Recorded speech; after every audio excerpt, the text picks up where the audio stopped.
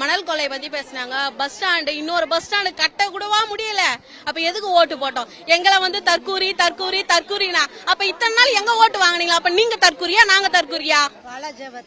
எங்களை தற்கூரிங்கன்னு சொல்றேன். உங்களை ஓட்டு போட்டு ஜெயிக்க வச்சது நாங்க. அதே மாதிரி அந்த ஓட்டை எங்களுக்கு மாத்தி போடவும் தெரியும். எங்க தலைவர் தான் வருவாரு, எங்க அண்ணன் தான் வருவாரு. முதல்ல சேஃப்டி இருக்குதானா?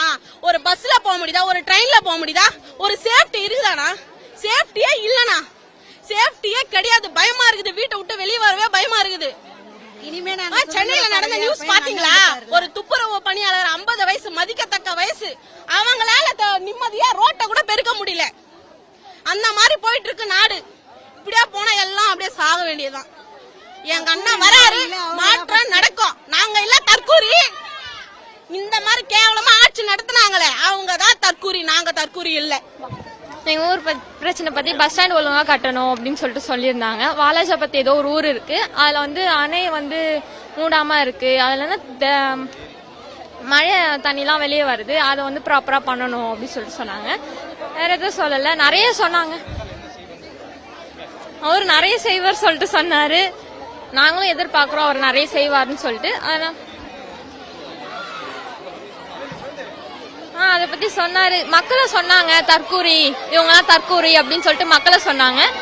அதெல்லாம் அவர் இல்ல, அப்ப நம்மளும் தானே தற்கூரி, ஆட்சிக்கு வந்து எல்லாருமே தற்கூரி தான் அப்படின்னு சொல்லிட்டு அவர் சொன்னார். வேற எல்லாருமே நம்ம ஒழுங்கா எல்லாருமே இருக்கோம், எப்படி நம்மள சொல்லலாம் அப்படின்னு சொல்லிட்டு அவர் கேட்டாரு.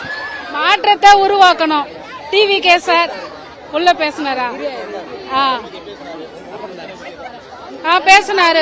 அவளூர் வந்து அந்த ஃப்ரிட்ஜ் வந்து தண்ணி போகாம இவ்வளவு நாளா ஏரியில அந்த மாதிரி இருக்கு, அது சரி பண்ணி தரேன்னு சொல்லியிருக்காரு. விவசாயிங்களுக்கு எல்லாம் வேற மாதிரி மாத்துறேன்னு சொல்லியிருக்காரு. மாற்றம் வரணும். குடும்பத்துல வந்து எல்லாம் பட்டதாரி, ஒரு பட்டதாரி உருவாக்கணும்னு சொல்லியிருக்காரு. பணியிடங்களை வந்து எப்பயுமே உயர்த்தணும். இந்த ஆட்சியில வந்து பாத்தீங்கன்னா பணியிடம் வந்து ரொம்ப குறைவா இது பண்றாங்க.